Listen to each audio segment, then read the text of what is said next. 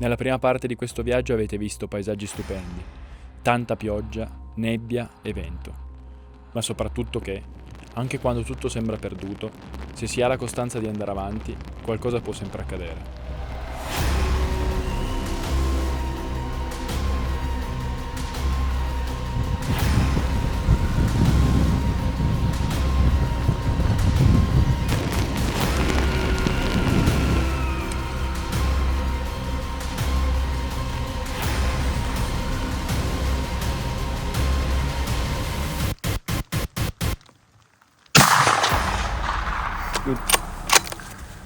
No. Down, bravo, dai. E giù, l'hai spento.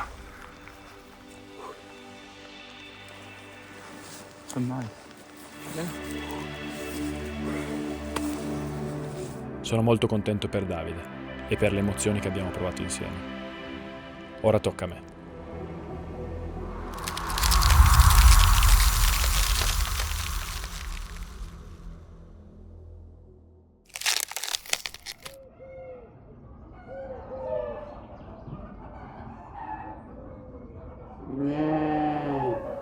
Bord vive in questa bellissima farm da qualche generazione ormai. Da quel che ho capito è stata costruita nel 1600 e quindi è una farm abbastanza tipica per quest'area.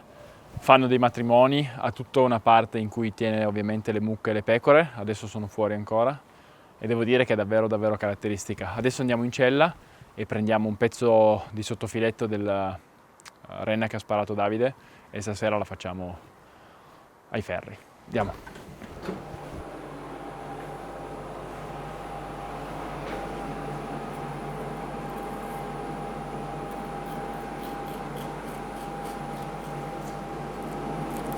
Guarda che bella carne che ha. Magro, molto magro devo dire, se devo essere sincero. Sono molto curioso di assaggiare questa carne, anche perché è la prima volta per me e anche per Davide.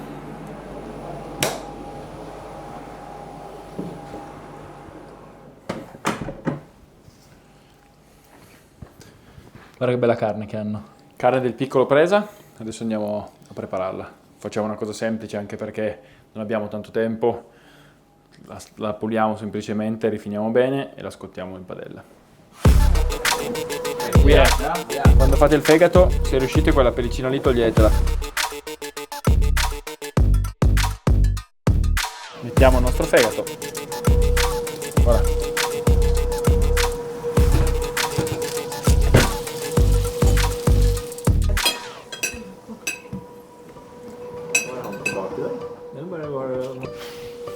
These I made only for my brother. If you want some more, you can eat it. If not, we just eat the meat. Assaggia. È incredibile quanto è buono.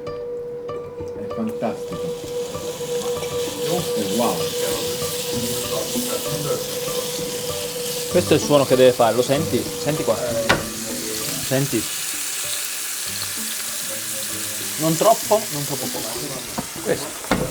Adesso facciamo andare un attimino la cora dall'altra parte, in modo che prenda questo colore qua, e poi abbassiamo e lo facciamo scaldare dentro.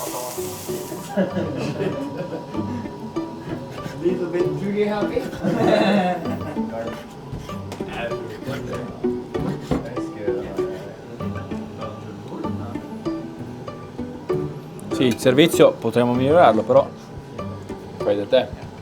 If you leave it like 5-6 days in the fridge, it's even better. Good. Bravo. Bravo Andrea.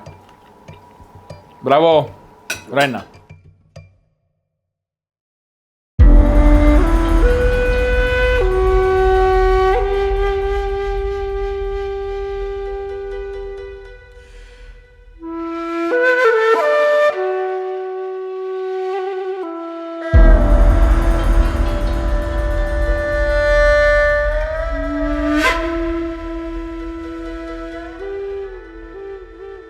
Come vi dicevo, il viaggio per arrivare a casa di Bord è stato abbastanza lungo, perché abbiamo percorso da Bergen circa 700 km verso nord-est. Ma anche solo godere del paesaggio dal finestrino ne valsa la pena. Qui è la natura a dare spettacolo.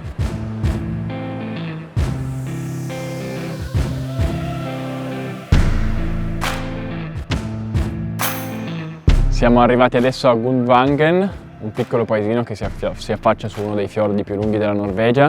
Stiamo aspettando il nostro traghetto, andremo su ancora 2 o 3 ore verso nord. E qua devo dire che è molto carino, ci sono tanti ragazzi che fanno kayak, un paio di foche che nuotano qua e adesso aspettiamo semplicemente il traghetto e ci godiamo questi paesaggi e questa natura davvero stupenda.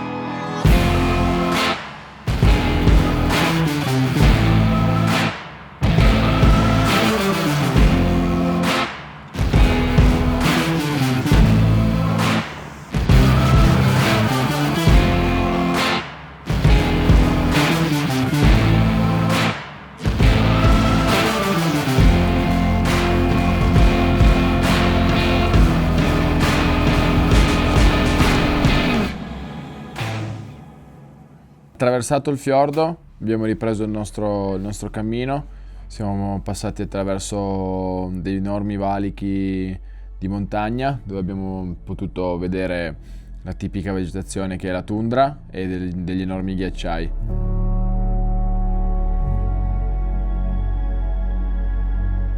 Sempre durante il nostro percorso siamo passati in un parco dove è ancora possibile vedere dei bue muschiati in libertà, quindi abbiamo colto l'occasione e ci siamo messi sulle loro tracce.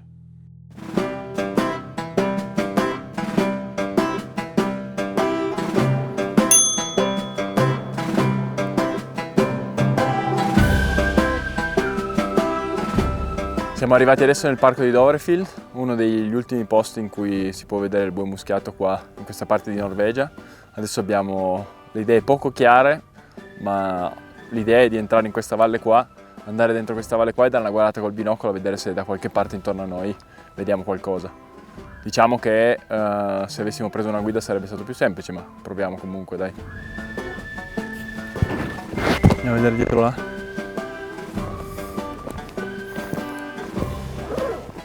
Stiamo per arrivare al punto panoramico da cui si dovrebbe vedere una ampia zona del parco. Ci sediamo un attimo qua e diamo una binocolata a vedere se muove qualcosa. Guarda che belle anche le silhouette di queste renne nel cielo.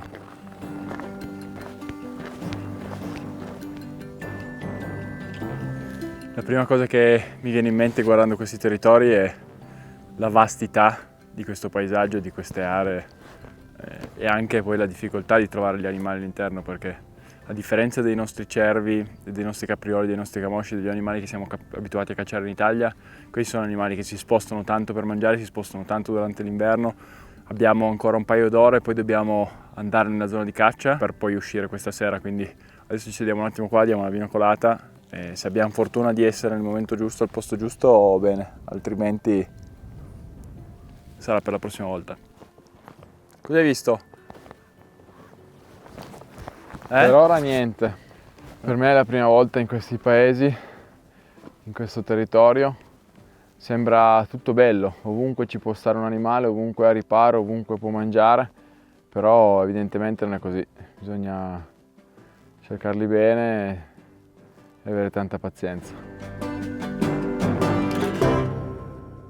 We know that there is a D&T trail going in there, but we don't really want people to walk there. Okay. Parlando con le ragazze che lavorano qua nel parco e tutto, che ci hanno dato anche qualche dritta su dove andare a vedere gli animali, abbiamo capito che in questo periodo, quindi adesso che sta arrivando l'autunno, le renne selvatiche, le wild reindeer, iniziano la migrazione, si spostano dalle zone estive a quelle invernali e quindi c'è la possibilità di vederle come di non vederle, nel senso che come tutti gli animali in migrazione bisogna avere fortuna di intercettare il momento in cui sono in questa zona qua. Per adesso non abbiamo visto nulla ancora, però ci sono anche 2 ragazze che lavorano qui, che stanno guardando e dicono che anche se sono animali molto grandi, se stanno in quelle zone con l'acqua e si coricano e quasi non li vedi, quindi bisogna avere un po' di pazienza e un po' di fortuna. Però il posto molto molto bello e sicuramente guardare da qua da dentro con il caminetto acceso e con il vetro davanti è abbastanza comodo. Se andiamo a vederlo da fuori si vede meglio, ma perché non c'è il vetro davanti. Ah, là ce n'è altri. Dove? Sopra quello più a sinistra ce n'è 3 o 4. Ah, yes. Sì, a parte il fatto che abbiamo un metro davanti, quindi già non è il massimo. Però saranno a 3 km, 4 km. Bene, li abbiamo visti anche se molto lontani, adesso ci spostiamo, facciamo ancora qualche passo e vediamo se riusciamo a vedere qualcos'altro comunque molto contenti.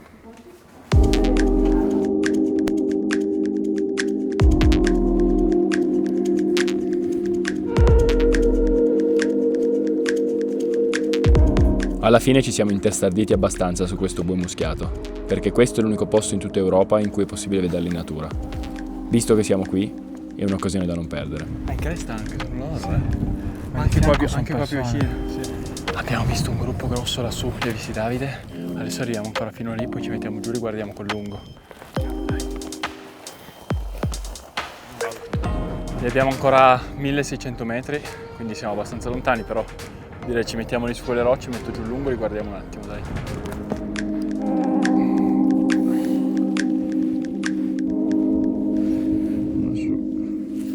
Abbiamo visto un paio di gruppi di bue muschiati, qua sulla destra femmine con piccoli, con giovani, e uno lassù. Adesso sono comunque entrambi oltre i 1000 metri di distanza da noi, quindi un pochino difficile fare foto e video di qualità, però sono molto belli da guardare, e il gruppo di sinistra che stiamo guardando sembra che stia venendo un pochino in qua, quindi siamo ancora qui un attimo coricati senza disturbarli, senza avvicinarci troppo, e li guardiamo. Anche per le linee guida del parco c'è un sentiero che si chiama il Muskox Trail, che è questo qua dietro, che è quello che bisogna seguire per fare il giro all'interno senza disturbare troppo gli animali. E qui sarebbero avvicinabili in entrambi i posti, però visto che non ci sono i sentieri, non sappiamo, stiamo di qua che è meglio e non andiamo a rompergli le scatole, anche se vorrei tanto andare da vicino a vederli da vicino.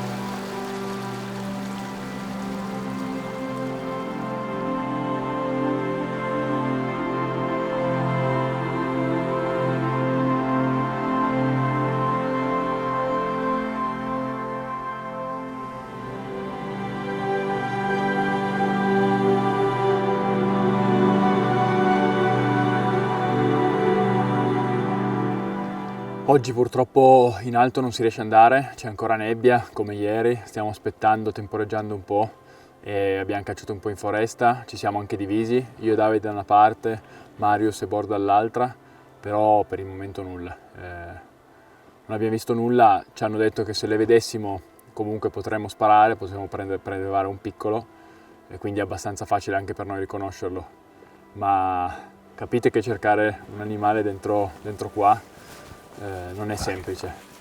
Si sta prendendo qua davanti. Sì. La renna è un animale abbastanza particolare perché è uno dei pochi cervidi che ha i palchi in entrambi i sessi, quindi anche le femmine hanno i palchi, bisogna guardare bene, fare attenzione. È interessante come cosa anche perché poi perdono i palchi in stagioni diverse. La prima volta che siamo arrivati su questi animali con Davide siamo rimasti un attimino lì perché ci continuavano a dire di prelevare il piccolo, e non riuscivamo a capire quale fosse subito, perché c'era un animale che da noi potrebbe sembrare uno yearling, diciamo, un animale che ha già un tanto così di corna in velluto, e in realtà quello è il piccolo di quest'anno, cioè quindi un animale che ha 4-5 mesi e dalla nascita, come nasce, inizia subito a sviluppare questo palco in velluto.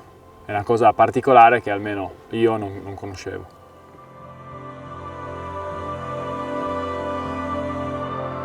Devo dire che queste foreste sembrano fatte apposta per la caccia alla cerca. Non si fa un rumore, il suolo è tutto morbido, si riesce a camminare piano, vento sempre costante in una direzione, e se uno gira qua in questi boschi e arriva a 100 metri o 150 metri da un'alce, si rende conto della stazza di questi animali e della bellezza di questi animali. Questa è un'altra caccia che sicuramente andrebbe provata. Comunque, quanto è bello sto muschio bianco. Sì, incredibile. Sembra una spugna. Sì. Poi gli metti i piedi sopra, scivoli, è sapone.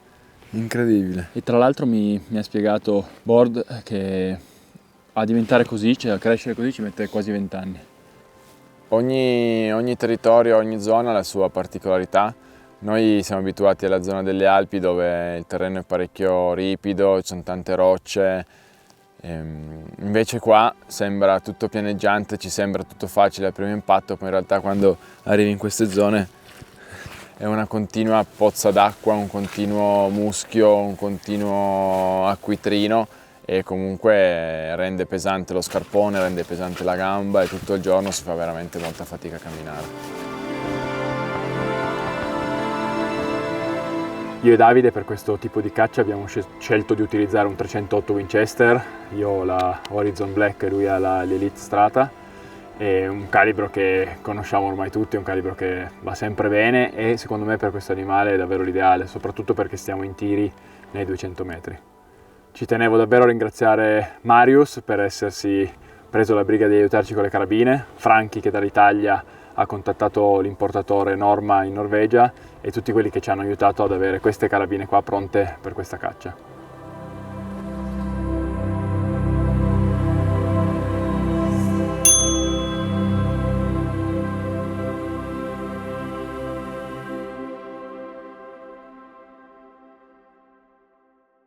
Siamo partiti adesso dalla macchina, il tempo ci ha fatto subito spaventare perché è arrivato un piccolo temporale.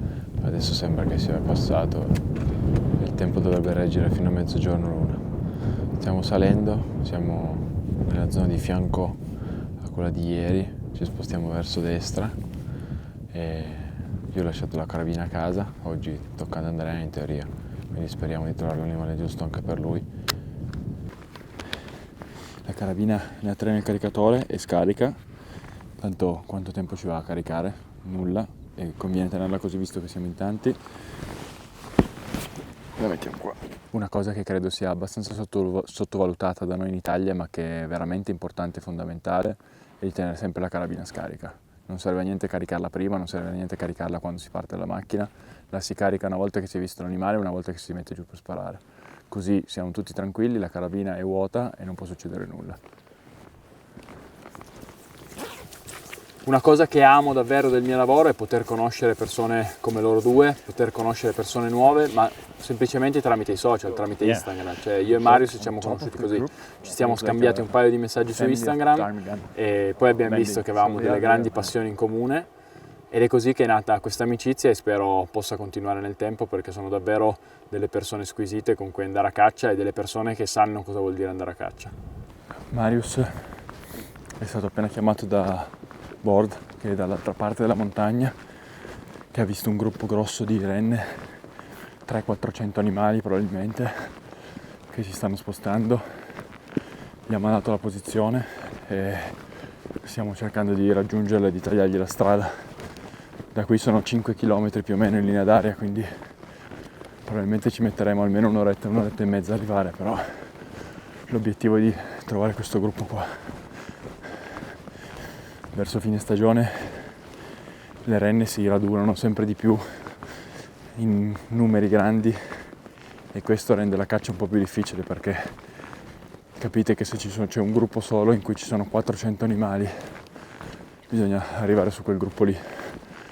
Inizio stagione invece ci sono gruppi un po' più piccoli di 20-30 animali ed è un po' più facile trovarli. Siamo usciti in questo splendido vallone enorme che non finisce più. In fondo a quasi 1 chilometro c'è un gruppo di 70-80 renne e adesso cerchiamo di capire come avvicinarli. Yeah. You can really see the white. Yeah, because it's a tail. So Si vede molto bene la coda da qua lontano. they are kind of E stiamo facendo un po' il piano perché sono veramente nell'aperto, bisogna capire un attimo, saremo a 1,5 chilometri a capire come avvicinarsi. Una delle opzioni è andare dentro nel fiume, stare il più bassi possibile e cercare di portarci dentro coperti, o se no bisogna girare dietro la montagna. Ma mi sa che probabilmente andremo per il you can see fiume. that we are sitting at the river up to here or something.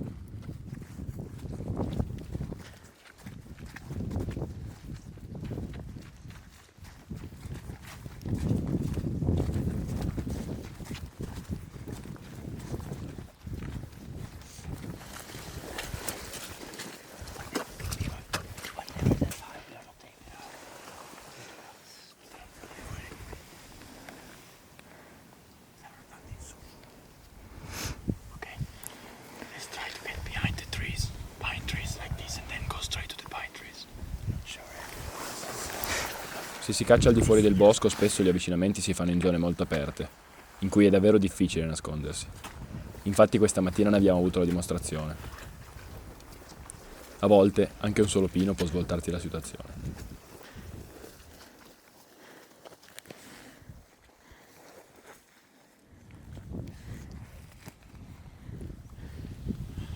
Siamo arrivati su un gruppo grandissimo, non so quanto siano di solito, ma saranno più di 150 animali. Solo che ce li abbiamo sui 500 metri ed è tutto terreno aperto davanti a noi, quindi stiamo aspettando svalino quella cresta e appena passa dietro l'ultimo ci proviamo a avvicinare. Come siamo messi da? Dove sono?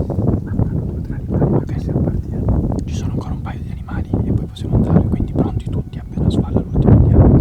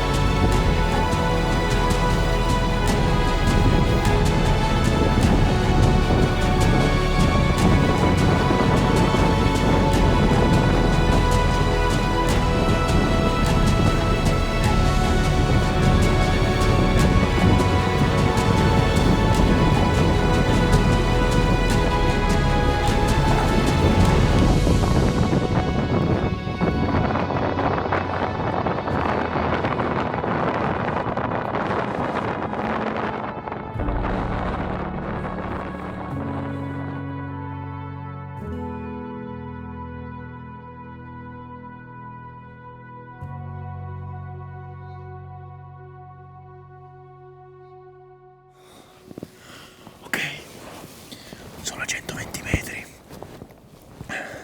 Vediamo se riusciamo a vedere un piccolo da solo che non abbia altri animali dietro, o se no un maschio giovane. Faccio ancora mezzo passo. Ci sei tu?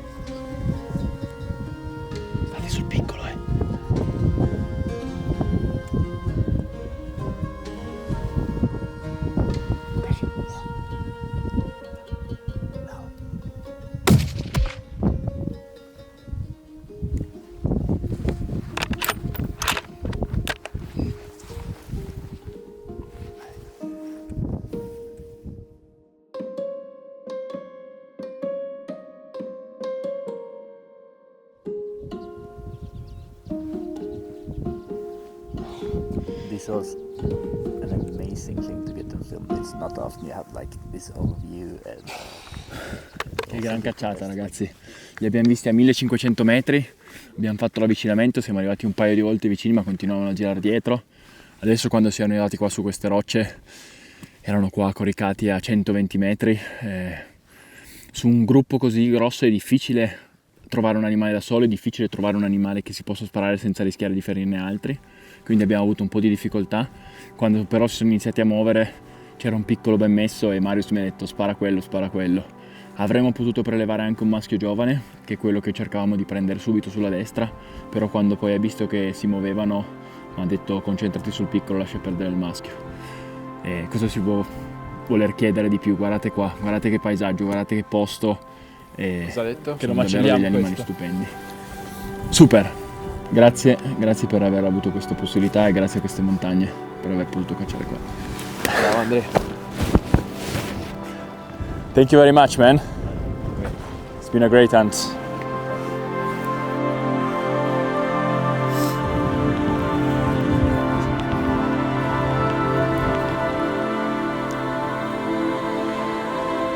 Bene ragazzi, purtroppo anche questo video sta giungendo al termine, anche questa avventura. Abbiamo cacciato in dei posti stupendi, cercando degli animali in centinaia e centinaia di migliaia di ettari. E devo dire che non è semplice, richiede un po' di impegno, ma quando riesci a far quadrare tutto ripaga e dà delle belle emozioni. E devo ringraziare Marius e Born per averci invitato, ospitato, per aver organizzato la caccia. Sono contento di essere venuto qui con mio fratello e devo dire che questo è un posto in cui tornerei.